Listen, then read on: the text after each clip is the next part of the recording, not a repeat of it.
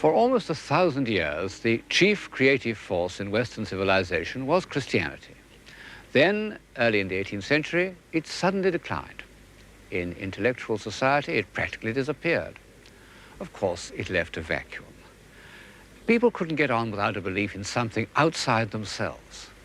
And during the next 100 years, they concocted a new belief, which, however irrational it may seem to us, has added a good deal to our civilization, a belief in the divinity of nature. Well, it's said that one can attach 52 different meanings to the word nature. In the early 18th century, it had come to mean little more than common sense, as when in conversation we say, but naturally. But the evidences of divine power which took the place of Christianity were manifestations of what we still mean by nature, those parts of the visible world which were not created by man and can be perceived through the senses. Now, this particular change in the direction of the human mind was very largely achieved in England. And I suppose it's no accident that England was the first country in which the Christian faith had collapsed.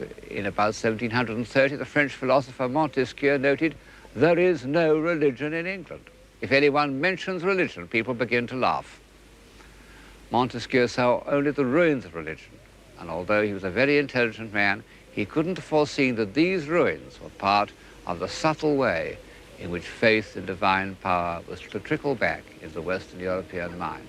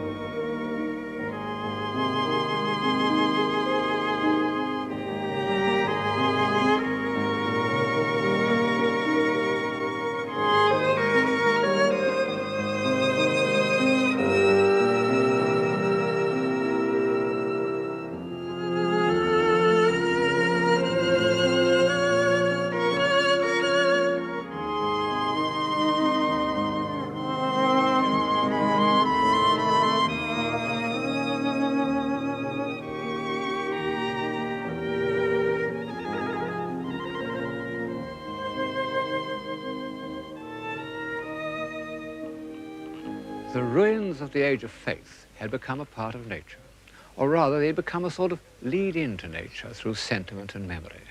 They helped to evoke that curious frame of mind which, in the early 18th century, was the usual prelude to the enjoyment of natural beauty, a gentle melancholy. Beautiful poetry was inspired by that mood. Listen to Collins's Ode to Evening. Then lead, calm votaress, where some sheety lake cheers the lone heath, or some time-hallowed pile, or upland fallows grey, reflect its last cool gleam. Or if chill blustering winds or driving rain prevent my willing feet, be mine the hut that from the mountain's side views wilds and swelling floods, and hamlets brown and dim-discovered spires, and hears their simple bell, and marks o'er all thy dewy fingers draw the gradual dusky veil. Very beautiful, but not very like nature, any more than were the pictures of Gainsborough and Cousins which accompanied it. The author of that poem, William Collins, isn't a familiar name outside England, and the same is true of all the 18th century English nature poets, even James Thomson, who was in his day the most famous poet in Europe. An emotional response to nature is one of the few extensions of our faculties that don't go back to an individual of genius. It first appears in minor poets and provincial painters, and even in fashions. For example, the fashion that took the straight avenues of formal gardens and changed them into twisting paths with pseudo-natural prospects, what were known all over Europe for 100 years as English gardens. Perhaps the most pervasive influence that England has ever had on the look of things in Europe, except for men's fashions in the early 19th century. Trivial? Well, I suppose that all fashions seem trivial, but are serious. When Pope described this scene of man as a mighty maze of walks without a plan, he was expressing a profound change in the European mind. So much for nature in the first half of the 18th century. Then, in about the year 1760, this English prelude of melancholy minor poets and picturesque gardens touched the mind of a man of genius, Jean-Jacques Rousseau. His name involves a change of scene, because although to some extent he derived his love of nature from England, it was among the lakes and alpine valleys of Switzerland that his absorption in nature first became a mystical experience.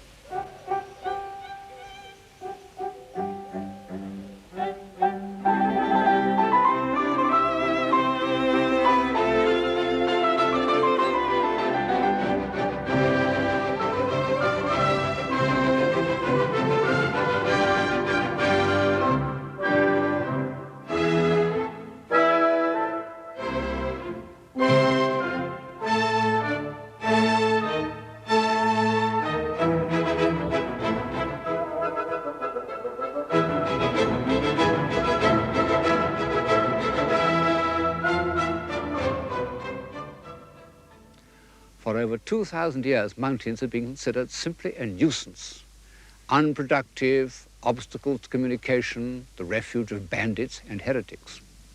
It's true that in about 1340, the poet Petrarch had climbed one and enjoyed the view at the top, and then been put to shame by a passage from St. Augustine. And at the beginning of the 16th century, Leonardo da Vinci had wandered about in the Alps, ostensibly to study botany and geology, but his landscape background showed that he was moved by what he saw. No other mountain climbs are recorded. And to Erasmus, Montaigne, Descartes, Newton, practically any of the great civilizers I have mentioned in these programs, the thought of climbing a mountain for pleasure would have seemed ridiculous. Perhaps I should add that this is not altogether true of the painters. For example, Peter Bruegel, on his way from Antwerp to Rome in 1552, made drawings of the Alps, which show something more than a topographical interest, and were later used in his paintings. However, the fact remains that when an ordinary traveller of the 16th and 17th centuries crossed the Alps, it never occurred to him to admire the scenery until the year 1739, when the poet Thomas Gray, visiting the Grand Chartreuse, wrote in a letter, "Not a precipice, not a torrent, not a cliff, but is pregnant with religion and poetry." Amazing. Might have been written by Ruskin. In fact, I don't think that the full force of Alpine poetry was expressed till the time of Byron and Turner. But in the middle of the 18th century, a good many people seem to have recognized the charm of the Swiss lakes and enjoyed them in a comfortable, dilettantish sort of way. There even arose a Swiss tourist industry that supplied travelers in search of the picturesque with mementos and produced one remarkable, almost forgotten artist, Caspar Wolff, who anticipated Turner by, 30 years. But like the 18th century English nature poets, this is a provincial overture, which might never have become a part of contemporary thought without the genius of Rousseau.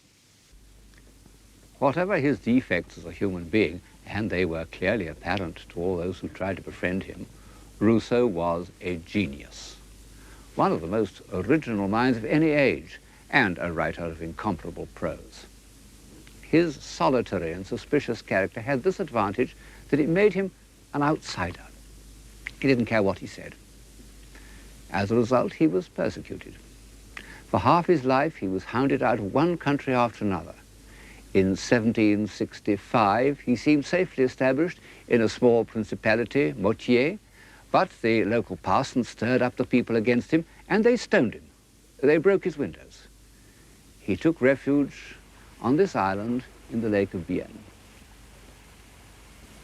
And there he had an experience so intense that one could almost say it caused a revolution in human feeling.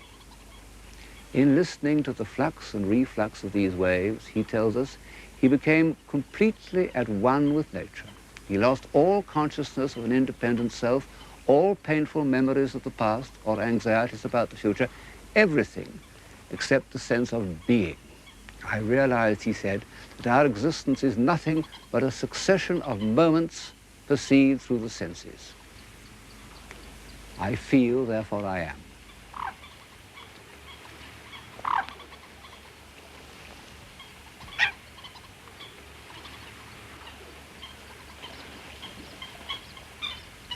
A curious discovery to have been made in the middle of the Age of Reason, but a few years earlier the Scottish philosopher Hume had reached the same conclusion by logical means.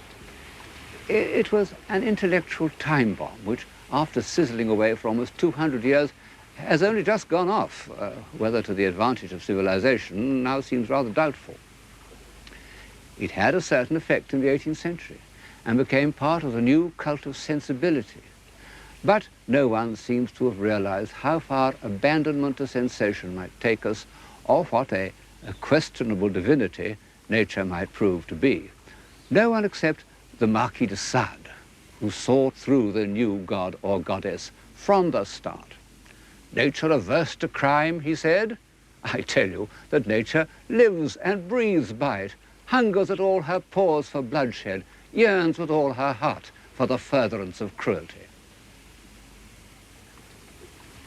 Well, the Marquis was what used to be called a rank outsider, and his unfavourable view of nature is hardly mentioned in the 18th century. On the contrary, Rousseau's belief in the beauty and innocence of nature was extended from plants and trees and so forth to man. He believed that natural man was virtuous. It was partly a survival of the old myth of the Golden Age, partly a feeling of shame at the corruption of European society. But Rousseau gave it a theoretical basis in a work entitled A Discourse on the Origin of Inequality Among Men. He sent a copy to Voltaire, who replied in a letter which is a famous example of Voltairean wit. No one, he said, has ever used so much intelligence to persuade us to be stupid. After reading your book, one feels one ought to walk on all fours. Unfortunately, during the last 60 years, I have lost the habit. It was a dialectical triumph, but no more, because belief in the superiority of natural man became one of the motive powers of the next half-century. And less than 20 years after Rousseau had propounded his theory, it seemed to have been confirmed by fact. The French explorer Bougainville discovered Tahiti, and 2 years later, Captain Cook stayed there for 4 months in order to observe the transit of Venus. Well, Bougainville was a student of Rousseau, and it isn't surprising that he should have found in the Tahitians all the qualities of the noble savage. But Captain Cook was a hard-headed Yorkshireman, and even he couldn't help comparing the happy and harmonious life that he had discovered in Tahiti with the squalor and brutality of Europe. And soon, the brightest wits of Paris and London were beginning to ask whether the word civilization was not more appropriate to the uncorrupted islanders of the South Seas than to the exceptionally corrupt society of 18th century Europe. You may remember that some such idea was put to Dr. Johnson by a gentleman who expatiated to him on the happiness of savage life. Do not allow yourself to be imposed on by such gross absurdities, said Dr. Johnson. It is sad stuff. If a bull could speak, he might as well exclaim, "Here am I with this cow and this grass. What being can enjoy greater felicity?"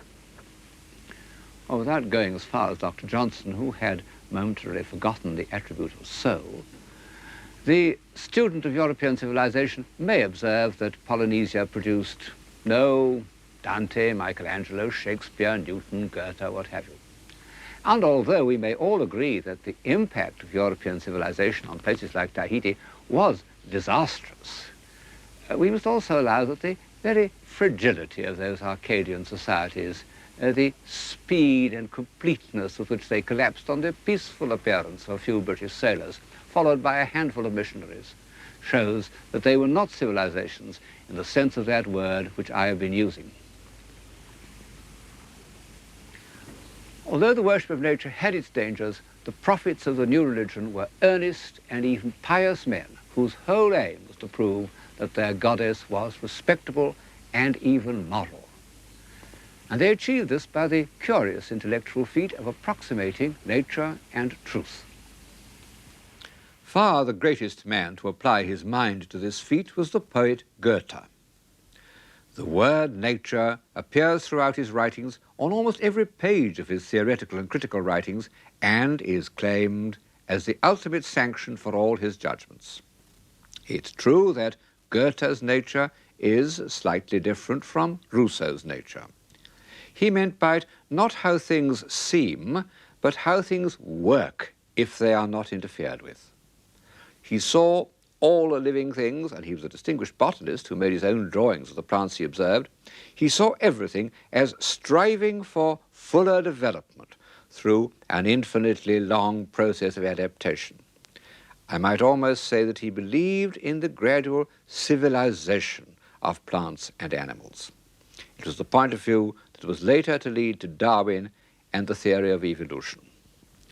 But this analytic and philosophic approach to nature had less immediate effect on people's minds than the purely inspirational approach of the English Romantic poets Coleridge and Wordsworth.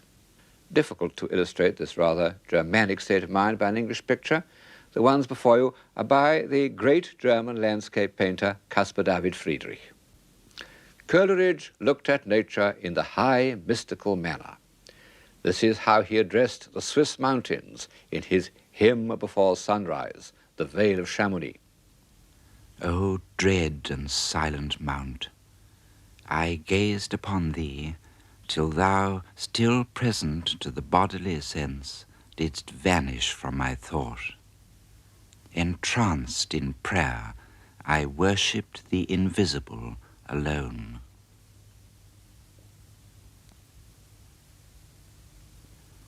Wordsworth's approach to nature was religious in the moral Anglican manner. Accuse me not, he said, of arrogance, if having walked with nature and offered, as far as frailty would allow, my heart a daily sacrifice to truth, I now affirm of nature and of truth that their divinity revolts, offended at the ways of men. Well, that nature should be shocked by human behavior, it does seem to us rather nonsense. But one mustn't lightly accuse Wordsworth of arrogance or silliness.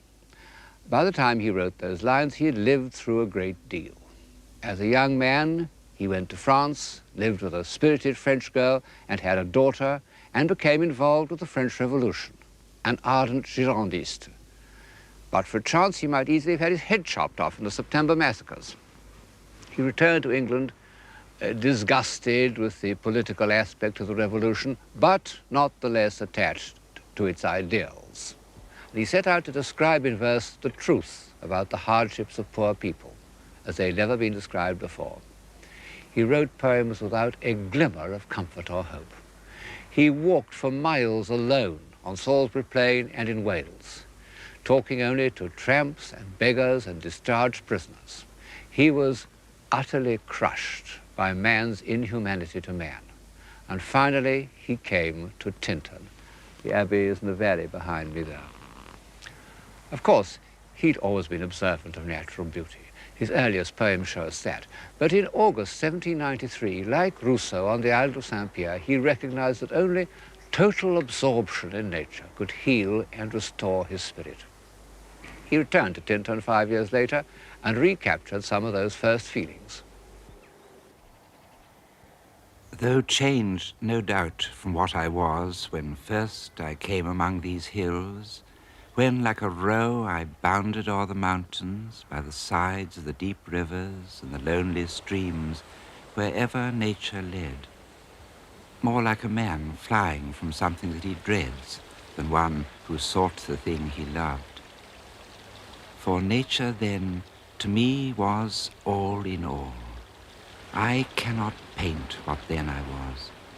The sounding cataract haunted me like a passion. The tall rock, the mountain, and the deep and gloomy wood, their colors and their forms, were then to me an appetite, a feeling and a love that had no need of a remoter charm by thought supplied, or any interest unborrowed from the eye.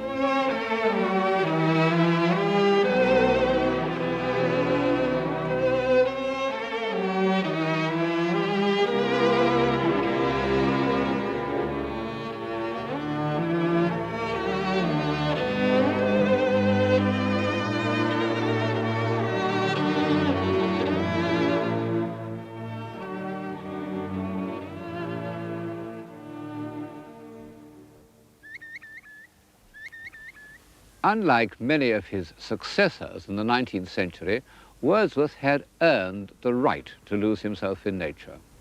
So, after all, Rousseau, because the author of The Solitary Walker was also the author of The Social Contract, the Gospel of Revolution.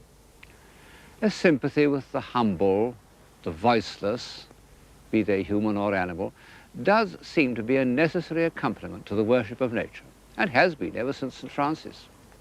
Robert Burns, at the first dawn of romantic poetry, would not have written A Man's a Man for Our That if he hadn't also felt deeply distressed at disturbing a field mouse's nest. The new religion was anti-hierarchical. It proposed a new set of values, and this was implied in Wordsworth's belief that it was based on right instincts rather than on learning. It was an extension of Rousseau's discovery of immediate feeling, but with the addition of the word moral, because Wordsworth recognized that simple people and animals often show more courage and loyalty and unselfishness than sophisticated people. Also, a greater sense of the wholeness of life. One impulse from a vernal wood may teach you more of man, of moral evil and of good, than all the sages can.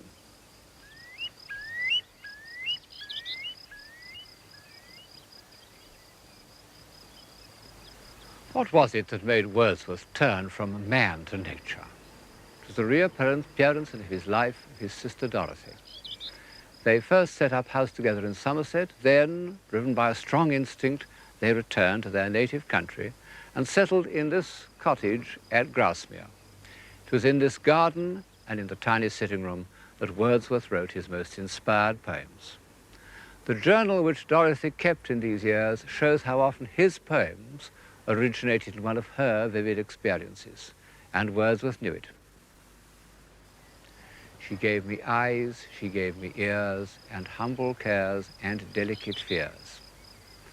In the new religion of nature, this shy, unassuming woman was the saint and prophetess.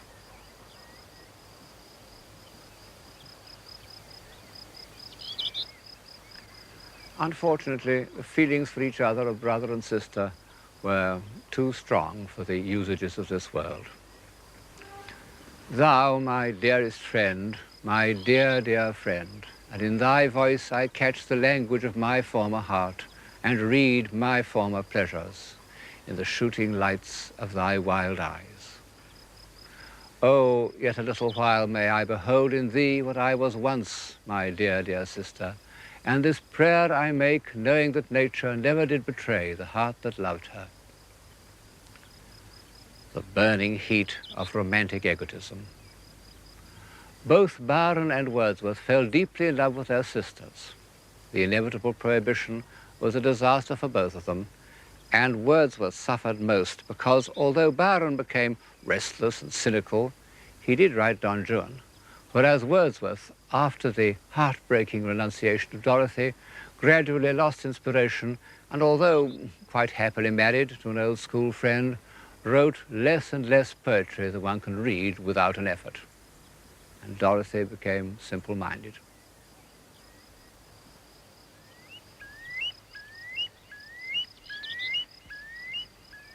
So far, I've illustrated Wordsworth's poems and ideas from the camera's view of nature.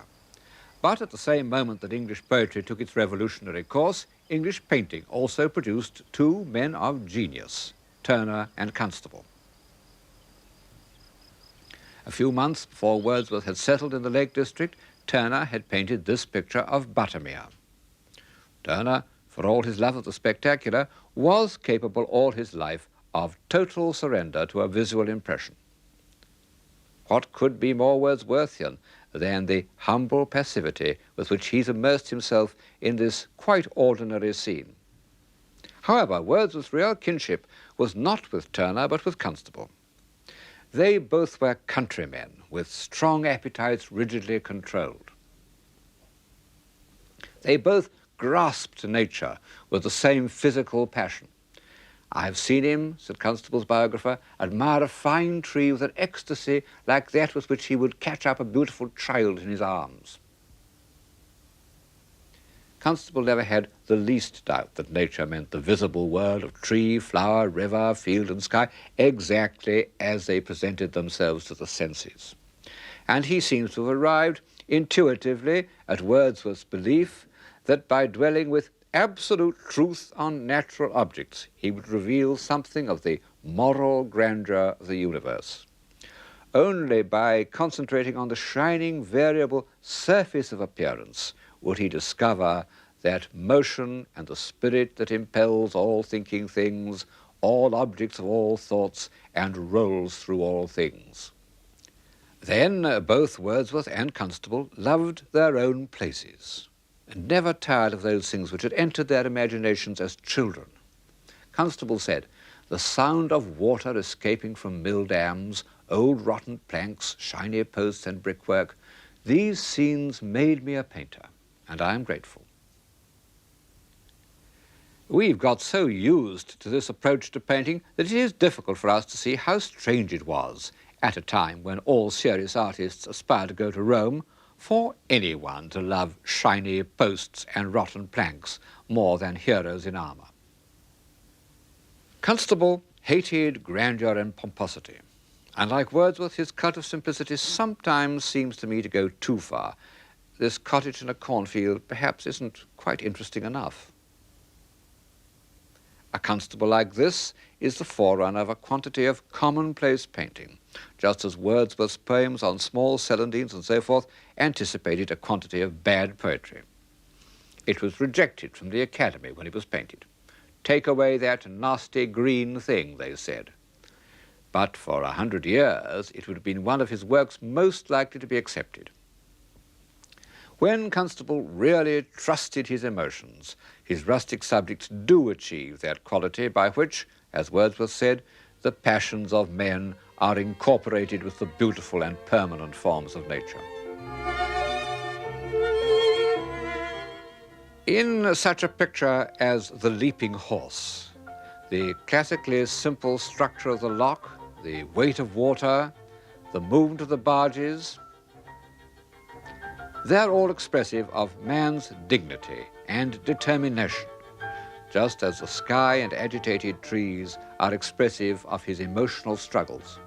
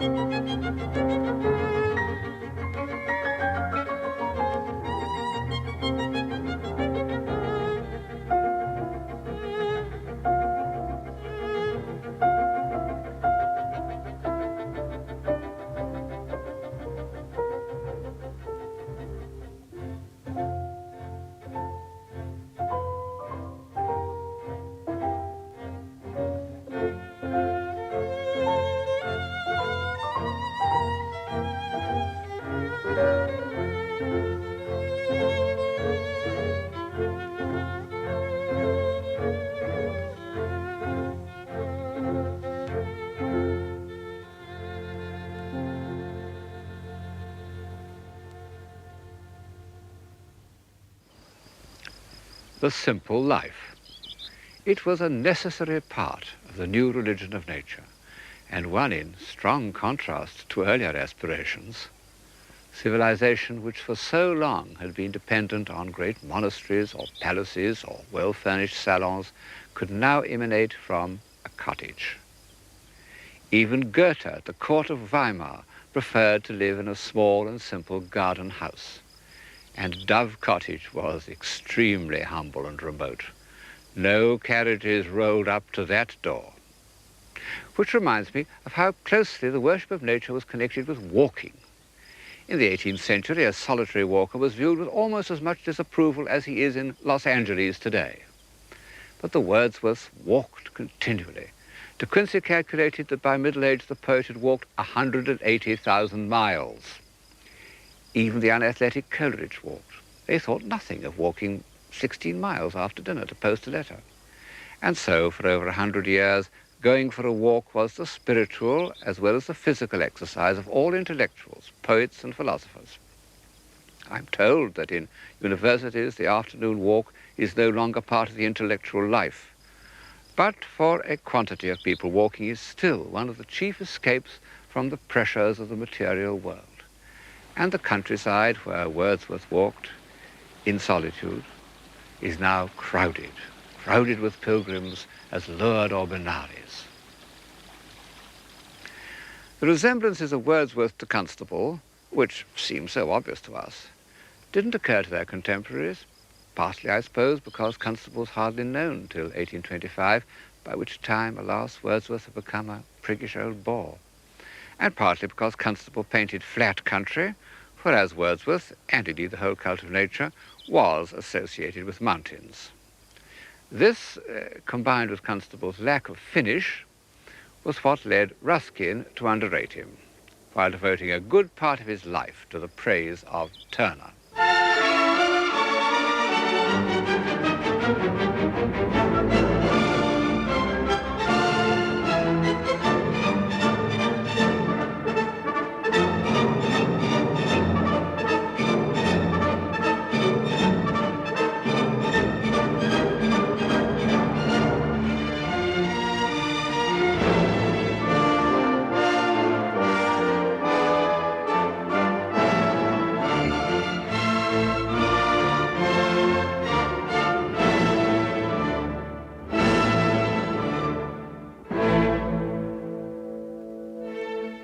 Turner was the supreme exponent of that response to nature felt by Gray in the Grande Chartreuse, what one might call the picturesque sublime.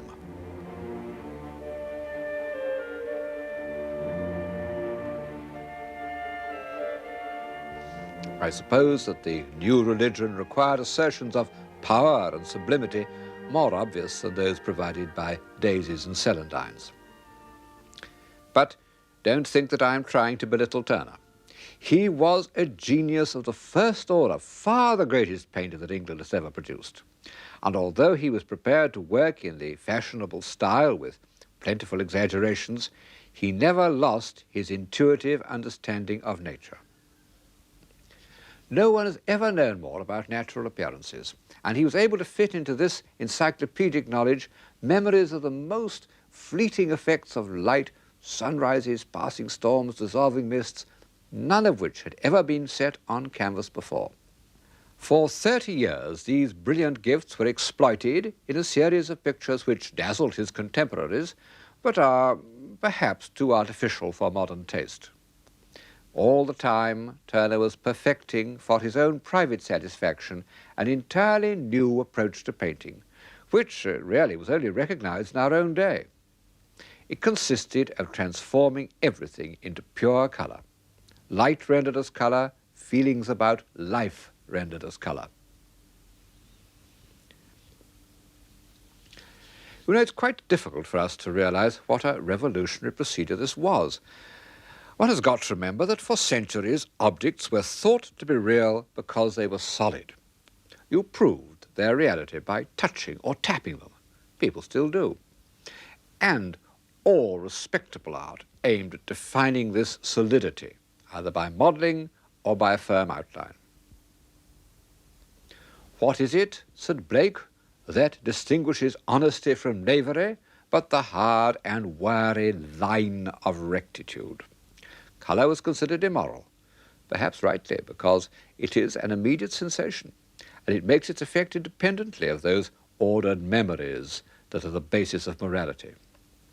However, Turner's colour was not at all arbitrary, what we call decorative colour. However magical it seems, it always started as the record of an actual experience. Turner, like Rousseau, used his optical sensations to discover the truth. I feel, therefore I am. It's a fact which you can verify by looking at the Turners in the Tate Gallery, that the less defined, the more purely coloristic they are, the more vividly they convey a total sense of truth to nature. Turner declared the independence of colour, and thereby added a new faculty to the human mind.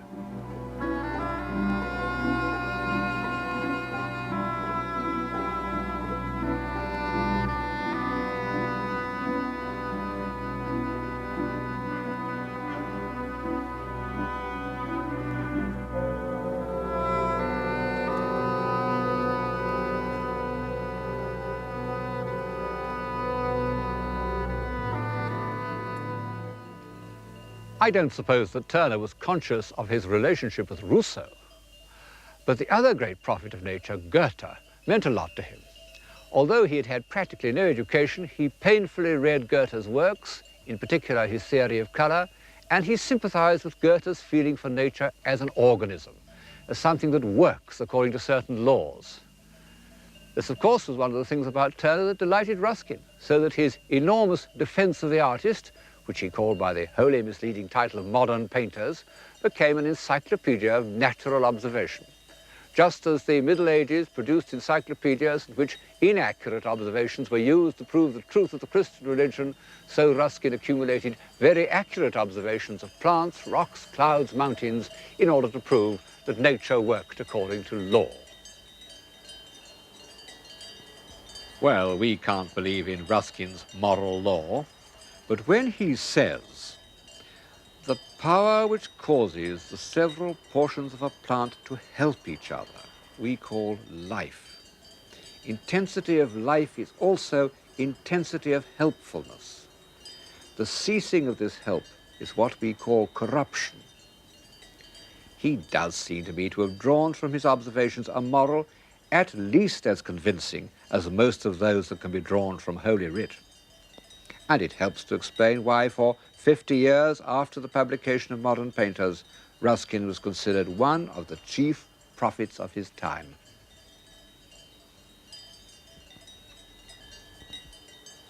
All these aspects of the new religion of nature meet and mingle where the old religions had also focused their aspirations, the sky. Only instead of the influential movements of the planets or a vision of the celestial city, the nature worshippers concentrated on the clouds. But clouds are very difficult to deal with intellectually. They are proverbially lawless. Even Ruskin gave up the attempt in despair. So for the time being, this sky appealed less to the analytically minded than to those worshippers of nature who abandoned themselves to Rousseau's sensuous reverie. The whole mind, said an early writer on Romanticism, may become at length something like a hemisphere of cloud scenery, filled with an ever-moving train of changing, melting forms. Wordsworth put it even better in a famous passage in the first book of the Excursion. Far and wide the clouds were touched, and in their silent faces could he read unutterable love. Sound needed none, nor any voice of joy. His spirit drank the spectacle. Sensation, soul, and form all melted into him. They swallowed up his animal being. In them did he live, and by them did he live. They were his life. Constable said that in landscape painting, clouds are the chief organ of sentiment. He did hundreds of cloud studies, noting on the back the month, the time of the day, the direction of the wind. Ruskin said, "I bottled clouds as carefully as my father, who was a wine merchant, had bottled sherries." And for Turner, they had a symbolic meaning. He identified skies of peace and skies of discord. Clouds the color of blood become symbols of destruction. His chief aim in life was to see the sun rise above water. He owned a number of houses from which he could see this happening, and he was particularly fascinated by the line where the sky and the sea join each other, that mingling of the elements which seems, by its harmony of tone, to lead to a general reconciliation of opposites.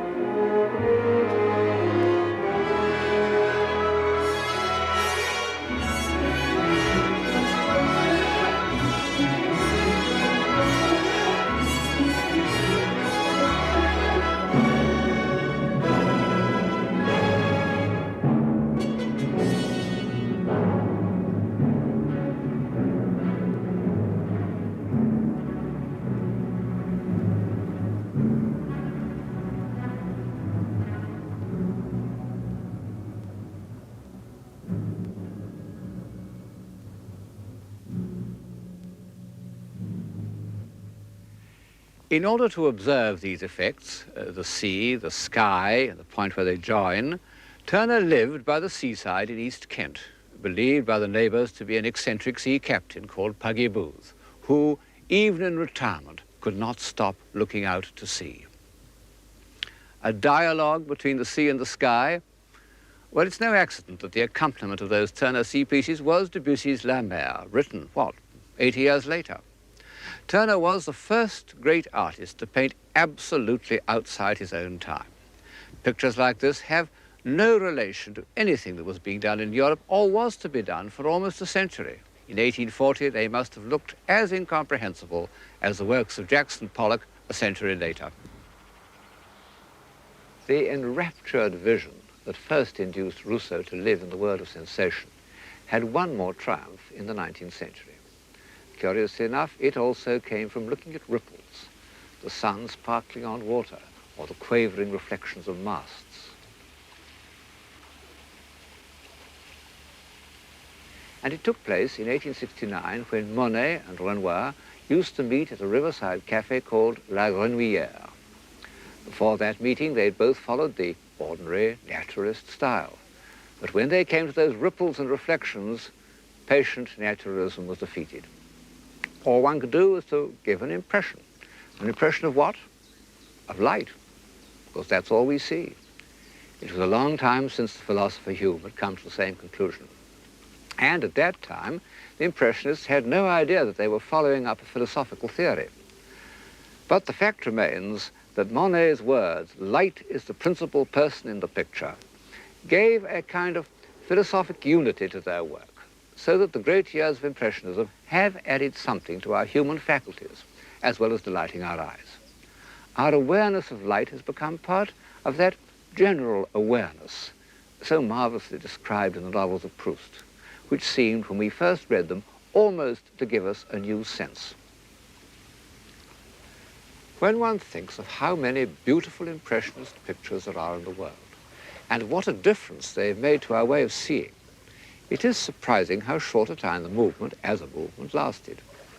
We know the periods in which men can work together happily, inspired by a single aim, last only a short time.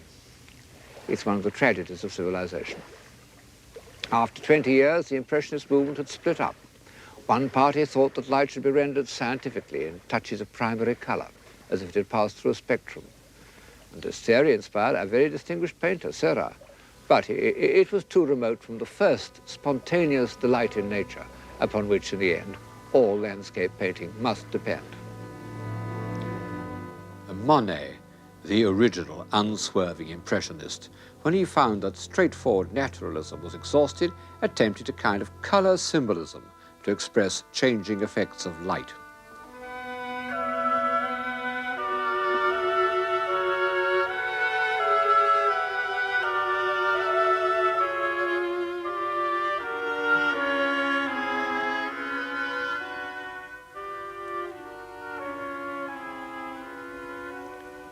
Finally, he turned to the water-lily garden which he had made in his grounds. The enraptured contemplation of the clouds reflected in its surface was the subject of his last great masterpiece. He conceived it in one continuous form, like a symphonic poem. It takes its point of departure from experience, but the stream of sensation becomes a stream of consciousness. But how does the consciousness become paint? That is the miracle. By a knowledge of each effect so complete that it becomes instinctive, and every movement of the brush is not only a record, but a self-revealing gesture.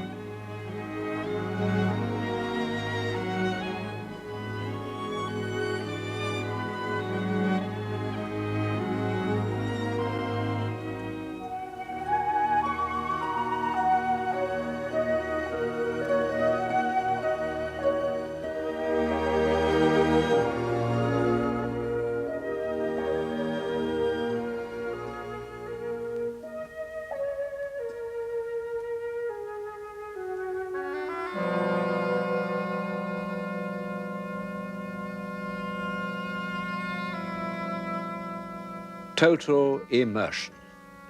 This is the ultimate reason why the love of nature has been for so long accepted as a religion.